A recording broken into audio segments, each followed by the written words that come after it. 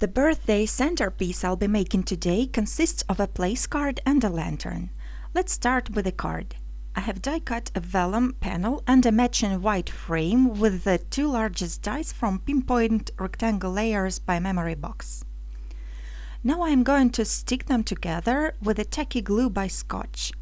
It's my choice number 1 for adhering vellum because it dries almost invisible.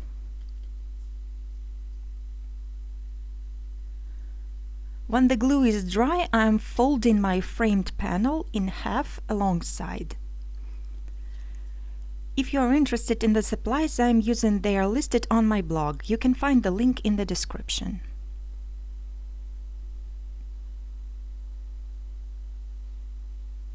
This die is Happy Birthday Streamer by Poppy Stamps, and this will be my sentiment. The question I get most often is what kind of glue I'm using on my needle applicator bottle. At the moment it is filled with Ranger Multi-Medium Matte. I have used a medical syringe without a needle to fill the bottle. So I am removing the pin and applying glue onto the die cut. I really can't recommend the pin applicator enough for the work with the super intricate die cuts like this one. So I'm sticking the words on top of vellum and holding them down with a large acrylic block for a little while until the glue is dry.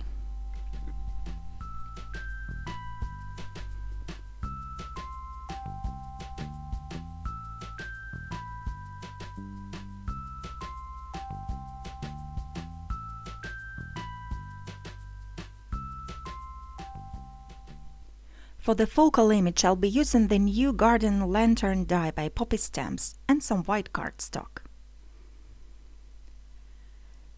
You can see it has some debossed pattern on. I'm now sticking a piece of acetate at the wrong side of the die cut as I'm going to turn it into the shaker element.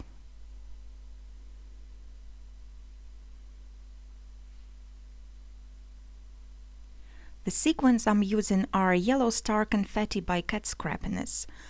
For the project like this, it's important to use flat sequins and only a very small amount of them, because I'm going to stick the backdrop right on top without any foam tape.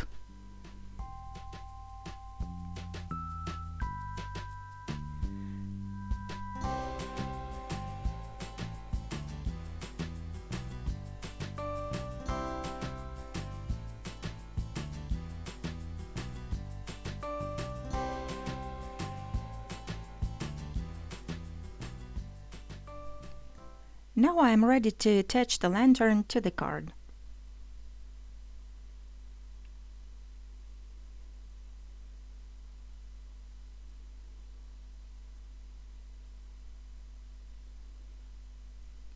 I have chosen the Dogwood Blossoms die set to create flowers.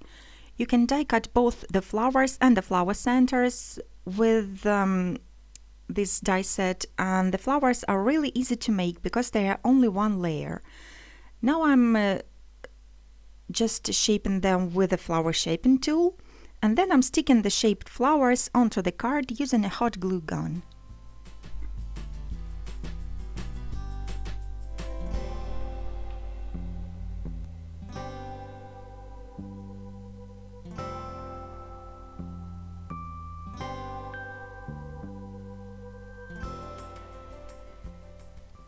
The next step is attaching the flower centers. You can use only one of these little elements or 3 of them to make the flower center fluffier.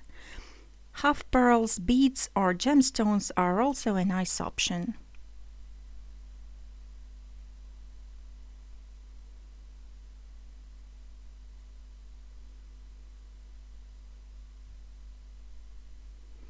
As a finishing touch, I'm feeding a piece of golden twine through the loop on top of the lantern and tying a bow.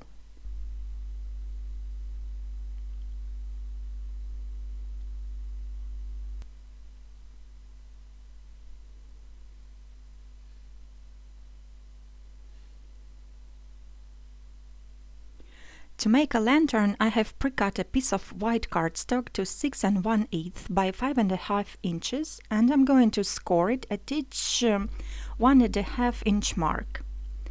And this way we'll divide the cardstock into 4 sections, plus one tiny tab at the end.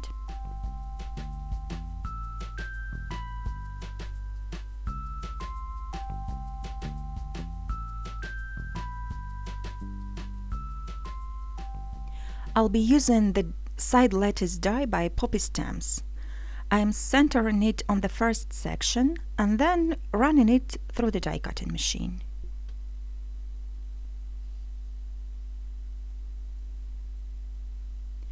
I'm going to repeat this process for all the remaining sections.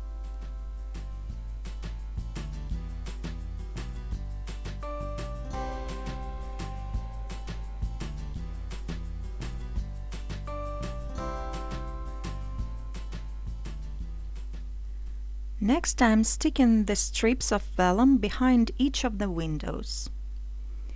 I'm using strips instead of one continuous piece of vellum because this way it will be much easier to fold the lantern later on.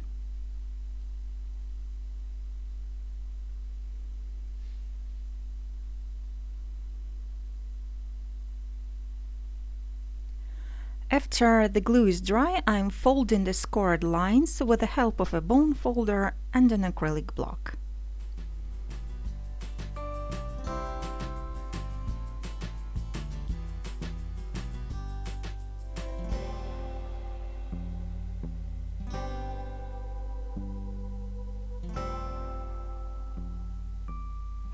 All it's left to do now is to apply some glue onto the thin tab and put the lantern together.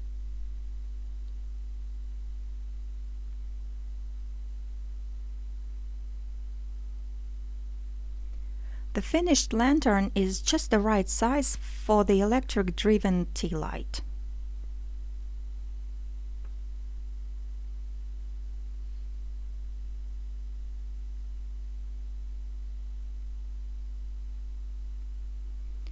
Now I can just place the card in front of the lantern to make a nice, neat mini centerpiece that can be put on a table or on the tray to serve birthday breakfast in bed.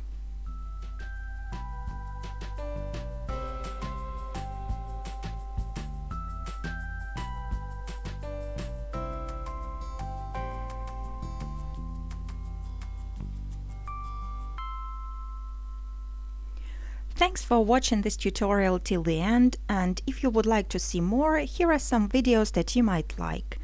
Have a great time crafting, and until the next time, bye!